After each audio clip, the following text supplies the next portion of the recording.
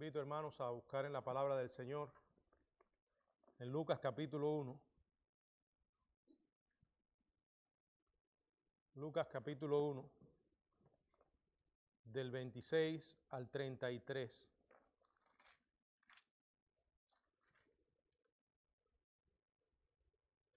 Lucas 1, del 26 al 33. Al sexto mes, el ángel Gabriel fue enviado por Dios a una ciudad de Galilea llamada Nazaret, a una virgen desposada con un varón que se llamaba José, de la casa de David, y el nombre de la virgen era María. Y entrando el ángel en donde ella estaba, dijo: Salve, muy favorecida, el Señor es contigo, bendita tú entre las mujeres.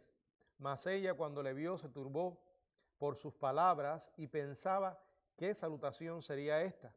Porque el ángel le dijo: María, no temas, porque has hallado gracia delante de Dios, y ahora concebirás en tu vientre y darás a luz un hijo, y llamarás su nombre Jesús. Este será grande, y será llamado Hijo del Altísimo. Y el Señor Dios, le dará el trono de David su padre, y reinará sobre la casa de Jacob para siempre, y su reino no tendrá fin. Entonces María dijo al ángel: ¿Cómo será esto? Pues no conozco varón. Respondiendo el ángel le dijo: El Espíritu Santo vendrá sobre ti, y el poder del Altísimo te cubrirá con su sombra, por lo cual también el santo ser que nacerá será llamado Hijo de Dios. Y he aquí tu parienta Elisabet, ella también ha concebido un hijo en su vejez, y este es el sexto mes para ella, la que llamaban estéril, porque nada hay imposible para Dios. Entonces María dijo: He aquí la sierva del Señor, hágase conmigo conforme a tu palabra. Y el ángel se fue de su presencia. Padre, gracias por la bendición de tener tu palabra y poderla leer y estudiar ahora, Señor. En tus manos soberanas nos ponemos para que tú nos guíes a toda verdad. En el nombre de Jesucristo, amén. Pueden sentarse, hermanos. Continuamos con los estudios sobre el Evangelio de Lucas. En esta noche estamos en el capítulo 1, en los versos del 26 al 33. Vamos a considerar el carácter divino del nacimiento de Cristo. Carácter divino del nacimiento de Cristo. Bueno, aunque las narraciones más completas acerca del nacimiento de nuestro Señor aparecen en los evangelios de Mateo y Lucas, estas no son las primeras referencias bíblicas a la venida del Hijo de Dios. Inmediatamente después que Adán y Eva pecan, desobedecen y sumieran a la humanidad en consecuencia en el pecado, Dios promete en Génesis capítulo 3, verso 15, que de la simiente de la mujer vendría un Salvador. Es una profecía hablando de la venida del Señor Jesucristo. Como dice Primera de Juan, capítulo 3, verso 8, quien vendría para deshacer las obras del diablo. También en el libro del profeta Isaías, en el capítulo 7, en el verso 14, se predice que una virgen concebirá y dará a luz un hijo y llamará su nombre Emmanuel. También en el mismo libro de Isaías, en el capítulo 52, del verso 13 hasta el capítulo 53, verso 12, se predice con detalle la muerte expiatoria del Mesías como el gran sustituto por nuestros pecados. Daniel capítulo 9, verso 25 y 26 también predice el tiempo de su venida. Y en el libro de Miqueas, en el capítulo 5, verso 2, se nos da información sobre el lugar de su nacimiento. Es decir, una y otra vez a lo largo del Antiguo Testamento se profetiza la llegada del Mesías. La promesa de un Salvador continuó durante siglos como una esperanza para el remanente fiel y creyente de Israel. Y entonces, cuando vino el cumplimiento del tiempo, todas estas profecías se hicieron realidad en la persona de nuestro Señor Jesucristo. Aquí en el Evangelio de Lucas, en esta porción que acabamos de leer, simple, escueta, sin adornos, Lucas nos presenta el anuncio del nacimiento del Señor, un anuncio de parte de Dios a través de Gabriel a María, y se enfatiza el carácter divino del nacimiento de Cristo. ¿Por qué ese carácter divino? Bueno, en el pasaje vamos a ver varias características: el mensajero divino, la elección divina, la bendición divina y el niño divino. En realidad, Dios manifestado en carne. Vamos a ver ahora cada una de estas ideas a lo largo del pasaje en este estudio. En primer lugar, el mensajero divino. Dice el verso 26, al sexto mes, el ángel Gabriel fue enviado por Dios a una ciudad de Galilea llamada Nazaret. De manera sorprendente, solo un poco de tiempo después, como dice aquí, al sexto mes del embarazo de Elizabeth, el ángel Gabriel es enviado una vez más por Dios con una gran revelación, la más importante, el anuncio del nacimiento más extraordinario que el mundo habría conocido alguna vez, el acontecimiento más significativo de la historia humana, el nacimiento del único Salvador, el Señor Jesucristo. Y enfatizo, el único Salvador. Quiere decir que no hay más.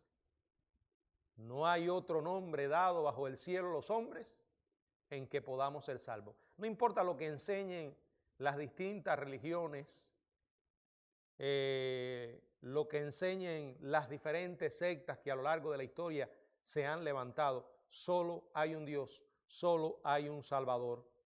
Gabriel proclamó ese mensaje crucial de parte de Dios, no a Jerusalén como se pudo haber esperado, sino, como dice aquí la palabra, a una ciudad, pequeña ciudad de Galilea, llamada Nazaret. Bueno, en realidad esto no era una ciudad en el sentido moderno de la palabra, más bien era una pequeña aldea con unos pocos o con unos solos centenares de habitantes. Era algo bien pequeño. Hacia allí fue enviado Gabriel. Ahora, lo segundo que quiero que veamos es la elección que hace Dios. La elección divina. Si alguien puede leer el verso 27, por favor.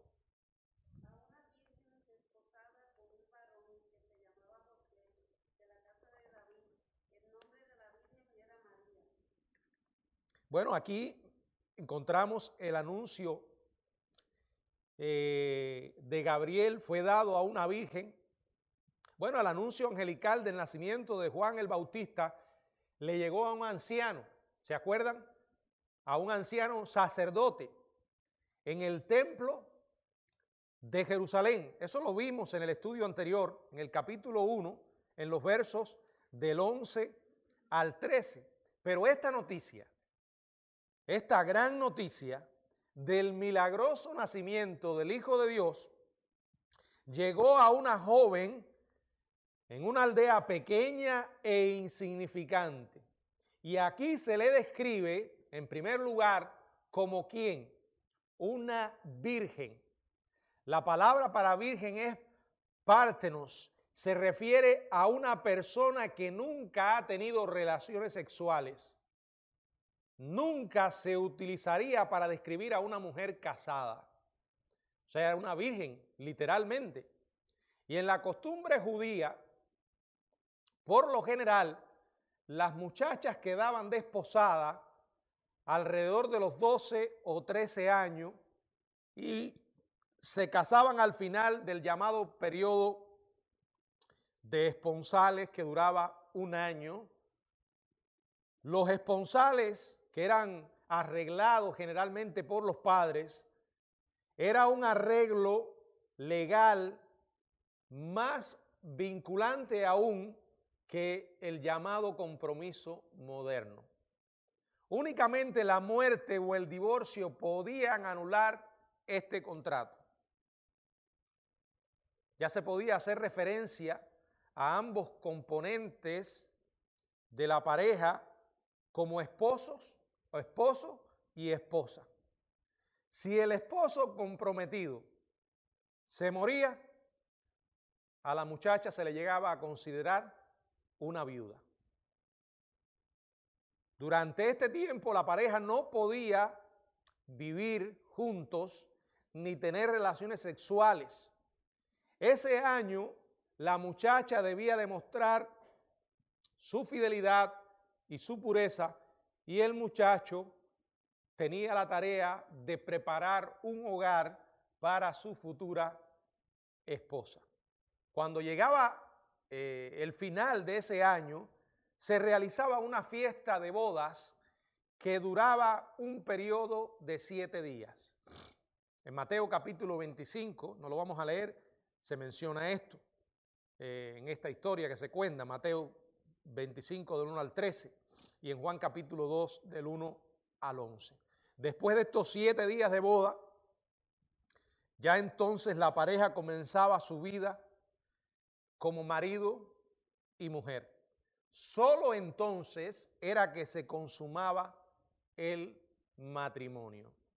Ahora, esta virgen en particular estaba desposada y dice la palabra que con un varón que se llamaba José. Y aunque José era un carpintero común y corriente, también aquí se nos da el detalle de que venía de la casa de David. David, el más grande de los reyes de Israel, de cuyas entrañas vendría el Mesías. Bueno, la genealogía que Mateo hace de Cristo traza su ascendencia hasta José. Esta genealogía la hemos leído y la podemos leer en Mateo capítulo 1, desde el verso 1 hasta el 17. La intención de Mateo era demostrar que Jesús era descendiente de David, por lo que también se le llamaba hijo de David, en Mateo 1:1. Y es interesante que aunque José no era el padre biológico de Jesús, el haberle adoptado como hijo lo convierte legalmente en parte de la casa de David.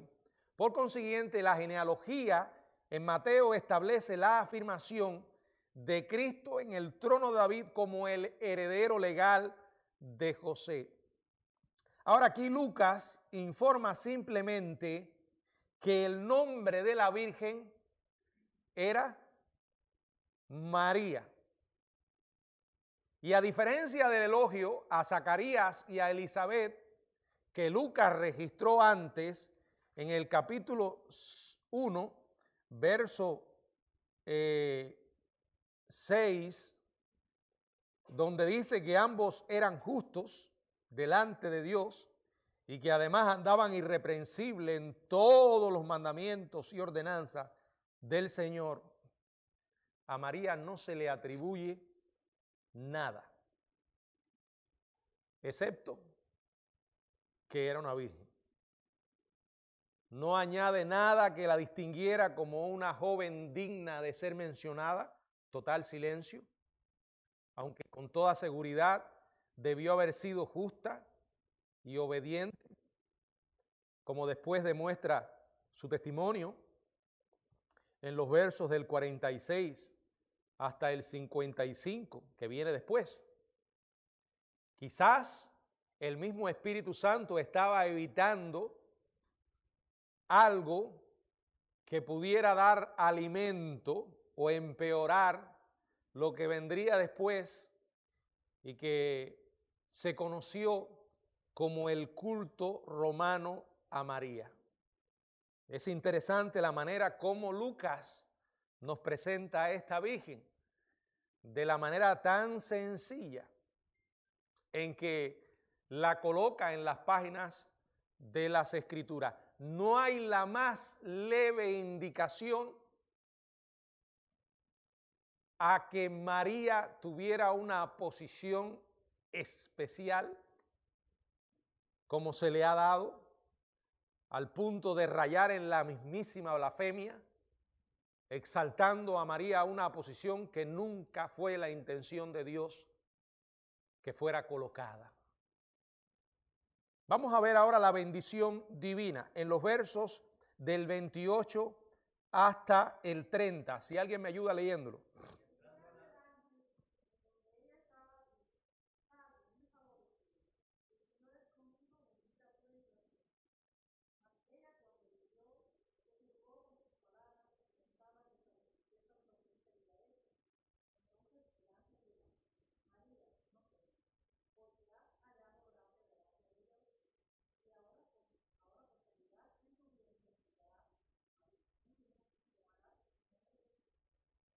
Muy bien, ya, gracias. Ahora hasta el 30. Dice, la frase entrando en sugiere claramente que María se hallaba en su casa y al parecer estaba sola. Cuando este ángel, cuando Gabriel se le aparece, probablemente estaba ocupada en tareas hogareñas propias de una muchacha judía de 12 o 13 años. Y la primera palabra que escucha, que en realidad fue un saludo común, cotidiano, la palabra salve, similar a nuestra palabra hola, puesto que Zacarías se llenó de pánico cuando Gabriel se le aparece, es probable que esta sencilla introducción y las palabras inmediatas que vienen de bendición tuvieran el propósito de tranquilizar a María y evitar que se llenara de temor. Inmediatamente después Gabriel le dice muy favorecida. O sea, María, es un favor que vas a recibir. María, no tienes que temer. María, te vas a convertir en receptora de la gracia divina. En ninguna parte de la Biblia se enseña que María es dispensadora de la gracia. El único que puede dispensar gracia es Dios, nadie más. Ahora, quiero enfatizar esto no con la intención de presentar a María como una pecadora peor que los demás. Sin lugar a dudas, su obediencia la hacía una mujer singular, una jovencita singular, porque estuvo dispuesta, a pesar de la edad que tenía, a someterse a la voluntad de Dios sin importar las consecuencias. Pero de ahí a querer colocarla en una posición en la que nunca la Biblia la coloca, es ir demasiado lejos. Y algunos que quieren quedar en paz con Dios y con el diablo, que están conscientes de hasta dónde ha ido el catolicismo con María, pero no están tampoco dispuestos a desprenderse de esos rezagos de idolatría, han llegado a decir que si María no se hubiera sometido a la voluntad de Dios, el Salvador no habría podido venir. ¿De verdad? ¿Puede alguien que conozca al Dios de la Biblia creer eso? Bueno, Dios sabía que María se iba a someter, pero de la misma manera que Dios nunca se detuvo ni se detendrá ante la desobediencia humana, porque el hombre siempre tiene dos opciones: o se somete y obedece, o se resiste y desobedece. Eso no frustra el plan de Dios. Si Él no puede usar a cierta persona, usará a otra, pero su plan no se va a detener. Así que no podemos hacer a María o convertirla en que era tan imprescindible que si ella no hubiera obedecido, Dios se hubiera sentido frustrado. El plan de Dios habría quedado frustrado. De verdad, mucha de la gente que enseña esto son calvinistas. son reformados o deformados. Y me llama la atención que digan estas cosas cuando una y otra vez machacan y machacan y machacan una verdad que sabemos que es bíblica. Pero digo que machacan porque la machacan a expensas de otra verdad, que es la libertad y la responsabilidad humana, el aspecto de la soberanía de Dios. Bueno, tú que dices que Dios es soberano, ¿de verdad la desobediencia de María habría frustrado su plan? Primero, María era pecadora, como somos todos. ¿Qué dice la Biblia en el Salmo 14, del 1 al 3? Si alguien puede leerlo.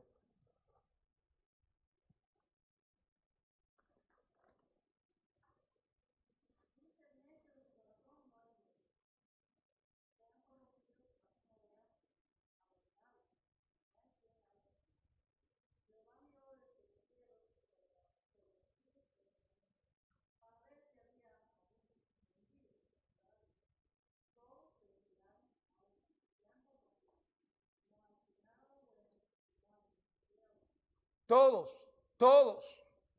Y cuando la Biblia dice todos, eso es lo que quiere decir. Todos. Eso me incluye a mí, te incluye a ti y por cierto incluye también a María. Isaías 53, 6.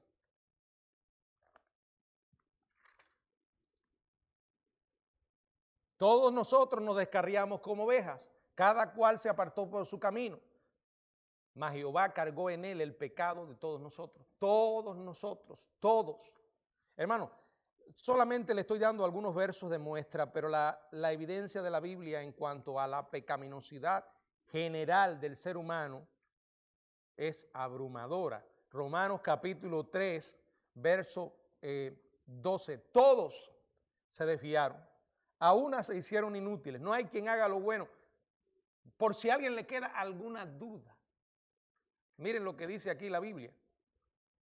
No hay ni siquiera uno. Bueno, Jesús es uno, pero Jesús es Dios. Pero fuera de Jesús no hay uno. Romanos 3:23 dice la palabra, por cuanto todos pecaron y están destituidos de la gloria de Dios. Todos somos pecadores, todos estamos necesitados de la gracia de Dios. Hechos 15:11. Hechos 15:11.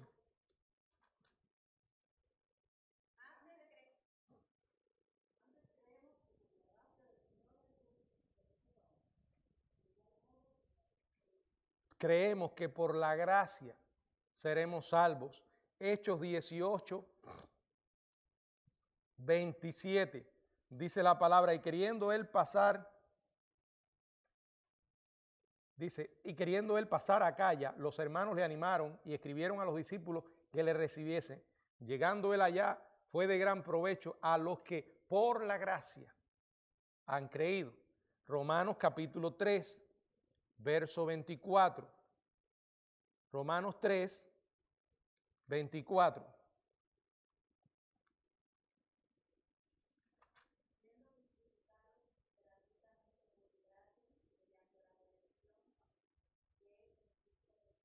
Siendo justificados gratuitamente por su gracia. Romanos capítulo 5, verso 15. Pero el don no fue como la transgresión, porque si por la transgresión de aquel uno murieron los muchos, abundaron mucho más para los muchos la gracia, nuevamente la gracia, y el don de Dios para la gracia de un hombre, Jesucristo. Hermano, podríamos seguir leyendo muchos textos más. El único que puede otorgar gracia para ser salvo es Dios. Jesucristo fue la expresión de esa gracia, dice la Biblia, porque la gracia y la verdad vinieron por medio de Jesucristo. Es el favor inmerecido de Dios. Le dijo muy favorecida porque se convirtió en una receptora de la gracia. La declaración de Gabriel a María, el Señor es contigo, refuerza la verdad de que María fue receptora de su gracia. no dispensadora de gracia a otros. Es una herejía, no es una verdad respaldada por la Biblia. Solo Dios otorga gracia a los pecadores, como lo indica la Biblia. Una y otra vez hemos leído allí de la gracia de Dios. Esa gracia que por medio de ella recibimos la salvación. Ahora María, cuando escucha esto y se da cuenta de quién era, una pecadora indigna. Bueno, de hecho, en Lucas capítulo 1, en el verso 47, dice, y mi espíritu se regocija en Dios, dice María, en Dios, Dios mi Salvador. María se turba por las palabras de Gabriel y pensaba, ¿qué saludo es este? No fue solamente la aparición de él lo que causó la turbación de María, sino lo que le dijo. María estaba perpleja porque ella sabía que era pecadora y en consecuencia no entendía por qué Dios la había favorecido de tal forma. Intentando calmarla y siendo más directo, aquella aterrada muchacha le dice, María, ¿qué? No temas. Y añade, porque has hallado gracia. ¿Qué es gracia? En este caso, significa exactamente lo mismo.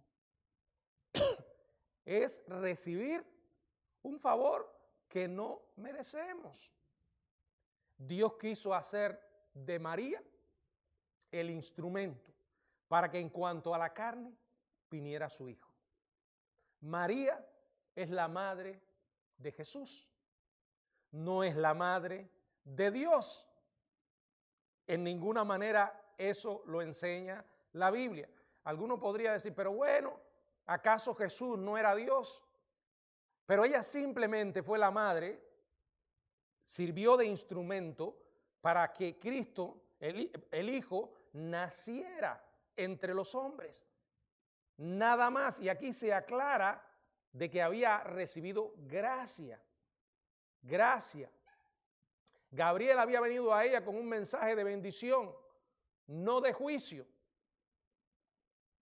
Y es curioso, porque es exactamente lo mismo que dice la Biblia en el libro de Génesis capítulo 6, verso 8. Y ahora no lo está hablando de María, está hablando de un hombre. ¿Quién? Noé. Dice la Biblia que halló gracia ante los ojos de Dios. O sea, Dios le otorgó un favor a Noé. Dios le otorgó un favor a María. Dios soberanamente había decidido usarla para sus propósitos redentores. Pero seamos claros, si María no hubiera estado dispuesta a someterse a la voluntad de Dios, Dios habría encontrado otra persona, otra mujer, sin lugar a dudas. Pero él sabía que María sería obediente. Aquí la cuestión no era el mérito o el merecimiento de ella. Aquí lo que la Biblia que nosotros tenemos, la palabra de Dios, enseña enfáticamente que el mérito no estaba en María, ni en que ella mereciera eso, sino en la gracia soberana de Dios. Así actúa Dios en todos sus caminos. Y a veces nos preguntamos, ¿por qué si no lo merezco? De verdad, por gracia. Ahora veamos el Hijo Divino, verso del 31 al 33, si alguien puede leerlo.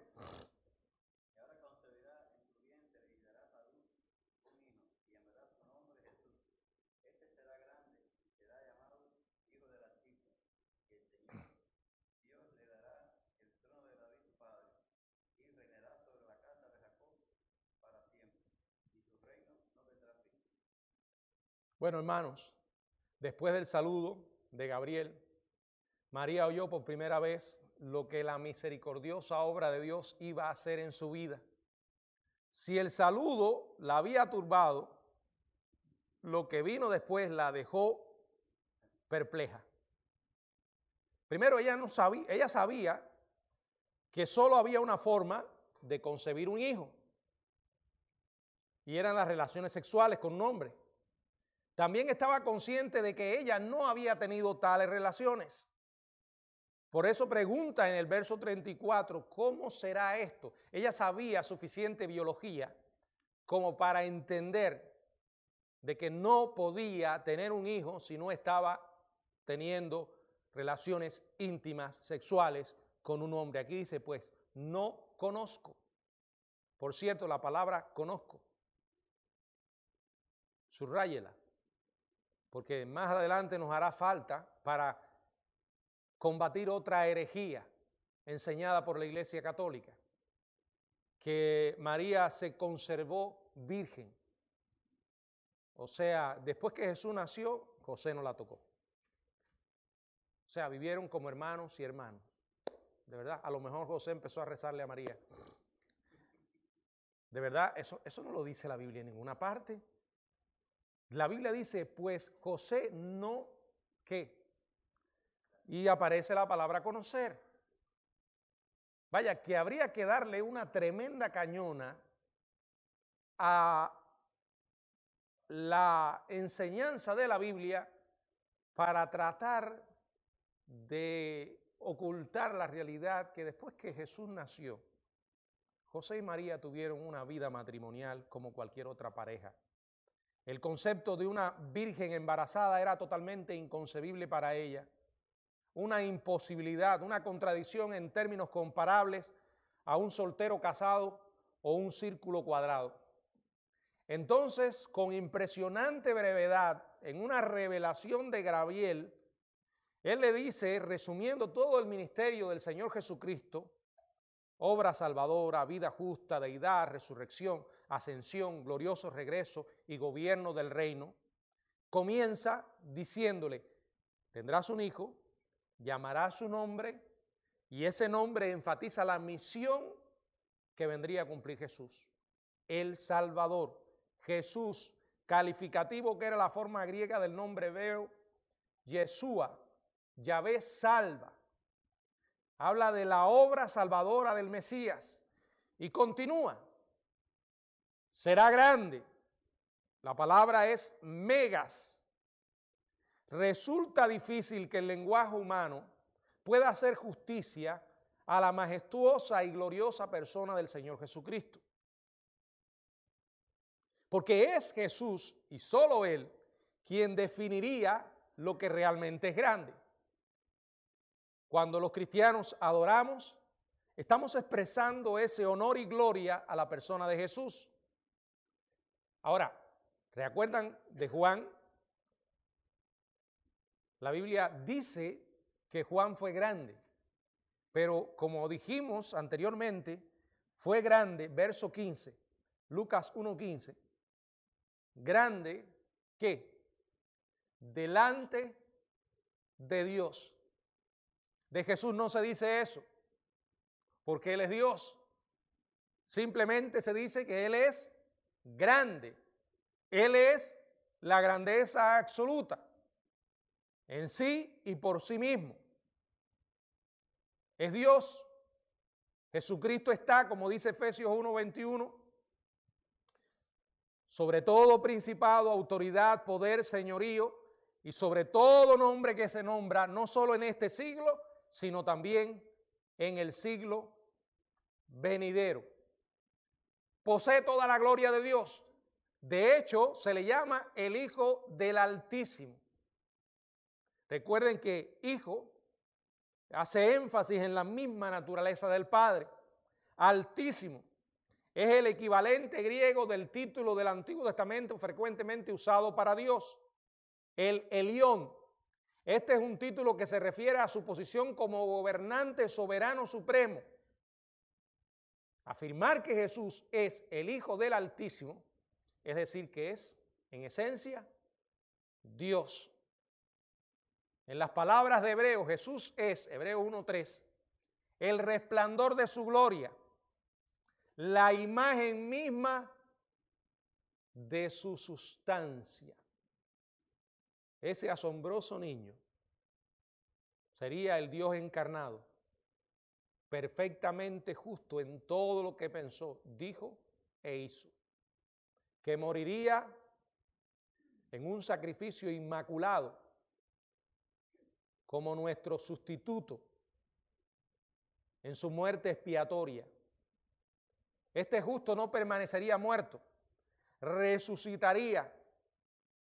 La culminación de la obra de Cristo vendría cuando el Señor Dios, dice aquí, le dé el trono de David su padre y reinará sobre la casa de Jacob para siempre y su reino no tendrá fin. Recuerden que él era el heredero legítimo del trono de David por medio de su padre legal, José. Las palabras de Gabriel resaltan tanto el carácter judío del reino de Cristo, ya que reinará sobre la casa de Jacob, como también sobre el resto de la humanidad y en la eternidad. Fíjense el detalle que da aquí. Y su reino no tendrá fin. Ahora, a modo de cierre en este estudio, me gustaría detenerme un poco sobre el tema el reino, que aquí se menciona que reinará sobre la casa de Jacob y además se da el detalle importante de que su reino no tendrá fin. El reino prometido del que está hablando aquí no es en manera alguna o no está limitado en manera alguna, es parte, pero no está limitado a eso, al actual reino espiritual de Cristo. Esto es algo que es sostenido por los amilenialistas.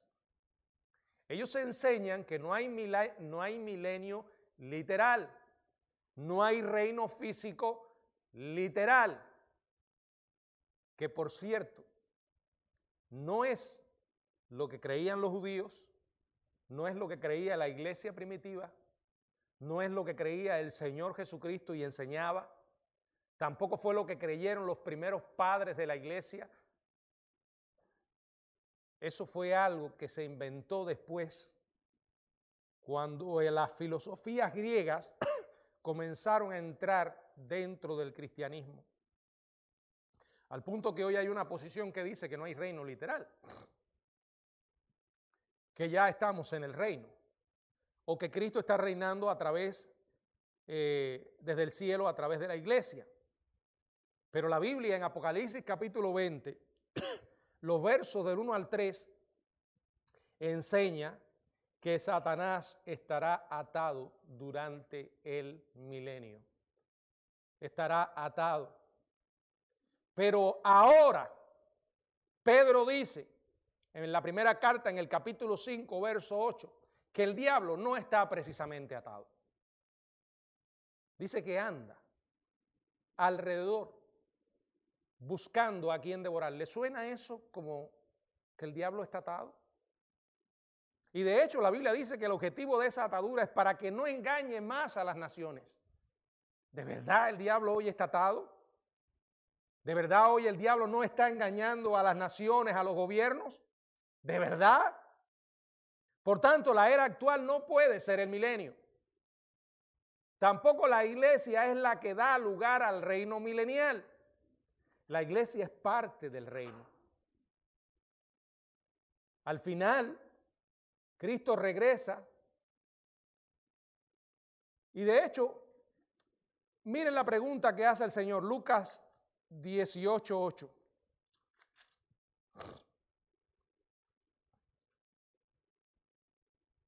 Os digo que pronto le hará justicia, pero cuando el Hijo del Hombre venga, hallará fe en la tierra. Bueno, esta pregunta refleja una condición triste de la sociedad en los días antes de la venida de Cristo. No habrá tal paraíso milenial, como dicen los postmilenaristas, que al final habrá un resplandor en que muchas vidas y las cosas van a mejorar, pero no es así.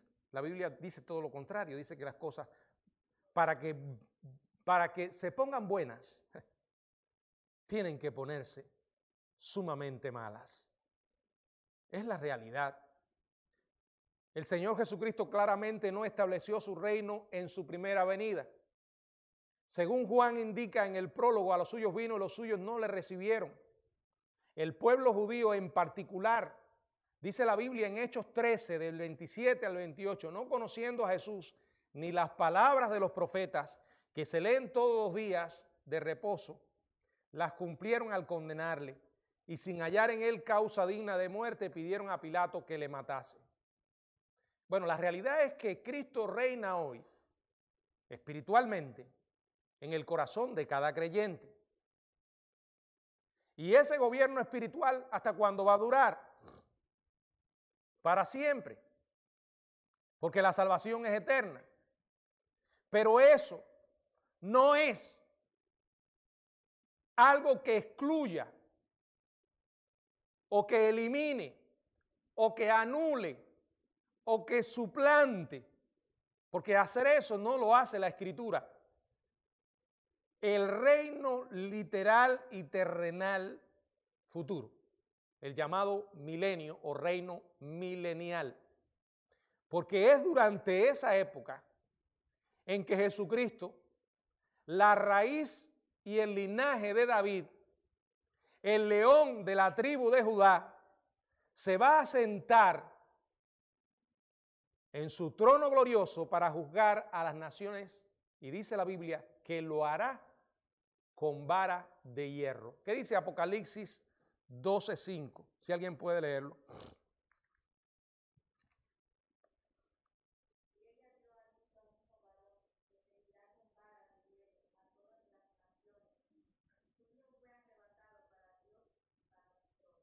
Dice que regirá con vara de hierro. Apocalipsis 19:15. Dice también la palabra: de su boca sale una espada aguda para herir con ella a las naciones y él la regirá con vara de hierro. No es la eternidad, porque el énfasis de esa vara de hierro es ejercer autoridad suprema aún en medio de personas que van a ser rebeldes. Y la implicación es que si hay rebeldía, habrá todavía pecado. Entonces no es la eternidad. No es la eternidad porque otros pasajes de las Escrituras, aludiendo a esa época dorada, mencionan la muerte. No es la eternidad. O sea, son los 1000 años que habla Apocalipsis, capítulo 20, que no es el único pasaje que habla del milenio, por cierto. Es el único pasaje donde se enseña cuánto va a durar. 6 veces se repite la palabra 1000 años. Pero hay una cantidad de textos en el Nuevo y en el Antiguo Testamento que hablan de esa época tan singular. Ahora, al final de ese tiempo, es que Dios va a destruir el universo, o sea, va a crear cielo nuevo y tierra nueva que van a durar por toda la eternidad. Y entonces es que se cumplirá lo que dice la palabra en la primera carta a los Corintios, en el capítulo 15, 24 al 28. Primera a los Corintios 15, 24 al 28.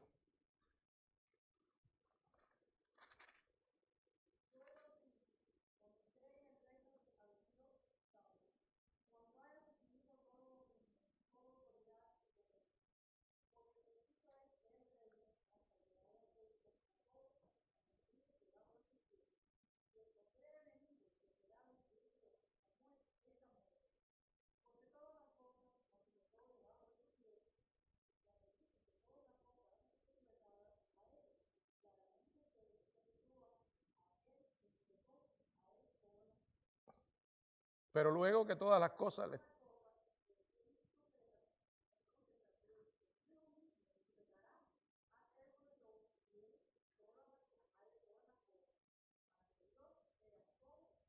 O sea, el milenio se convertirá en el estado eterno, donde estaremos con el Señor para siempre en la Nueva Jerusalén, en cielo nuevo y tierra nueva. Ese es el concepto del reino en toda su expresión escatológica. Ahora, el mensaje de Gabriel a María presenta el elemento crucial en la historia redentora. Según cómo respondan las personas a ese Salvador, así ocurrirá en sus destinos eternos. O sea, las decisiones que tomen frente a Jesús o con relación a Jesús determinarán lo que pasará con ellos en la eternidad. Así le diría más adelante Simeón a María en Lucas capítulo 2, verso 34. Lucas 2:34, que dice: y los bendijo Simeón y dijo a su madre María: he aquí este está puesto para caída y para levantamiento de muchos en Israel, y para señal que será contradicha, y también para el resto del mundo. Y según el niño mismo nos advirtió en Juan 8:24, Juan 8:24. Por eso os dije que moriréis en vuestros pecados, porque si no creéis que yo soy, en vuestros pecados moriréis. Y luego Hechos 4:12, que dice: y en ningún otro hay salvación, porque no hay otro nombre bajo el cielo dado a los hombres en que podamos ser salvos. El énfasis de los evangelios es en la vida de Jesucristo. De hecho, en la historia de su nacimiento, el importante es el niño. De hecho, en varios pasajes, creo que en Mateo, donde dice: y el niño con su madre, y el niño con su madre, y el niño es el importante. En cualquier otro nacimiento, si alguien va a registrar lo que se produce, suele decir la madre con el niño. ¿De dónde entonces se ha sacado el querer poner a María en una posición que nunca tuvo Dios la intención de ponerla? Tristemente, los reformadores, especialmente Lutero, que hizo una gran obra en su tiempo con relación a las doctrinas de la salvación, la justificación por la fe, y tuvo el valor de parte de Dios de enfrentarse a tantas herejías, pero tristemente, él y otros no lograron desprenderse de todas esas enseñanzas tan nocivas que crearon con relación a María. Dios nos ayude a entender siempre que el centro del Evangelio es Cristo. El mediador entre Dios y los hombres es Cristo. La Biblia no autoriza, ni alimenta, ni ordena en ninguna parte que nosotros acudamos a algún mediador humano, sea el que sea, ni María, ni Pedro, ni nadie. Todos somos pecadores. Y si llegamos al cielo, es por la gracia de Dios. Él es el único importante.